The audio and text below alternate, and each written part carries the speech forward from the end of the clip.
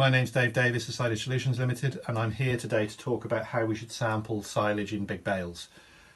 I want to consider two things at the outset. Firstly, when we make a bale of silage, if it's low dry matter, say less than 35% dry matter at making, and certainly when it's less than 30%, the water in that bale actually sinks during storage, so the bottom half of that bale is likely to be much lower dry matter than the top.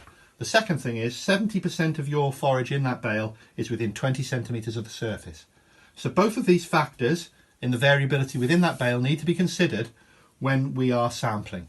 So we ideally sample multiple points with a corer, making sure we've got representative samples of the outer portion, but certainly the lower and topper halves of that bale, so that it's a good sample.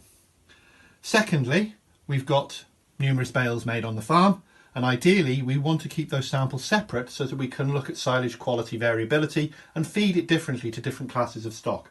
So I like to see different fields being analysed separately, and if it's a large field, possibly different regions within that field, thinking about the headlands around the hedges versus the centre.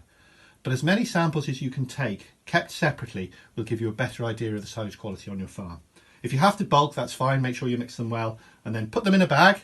Make sure you fill that bag as full as possible, squeeze all the air out, and then put it in the post to the lab.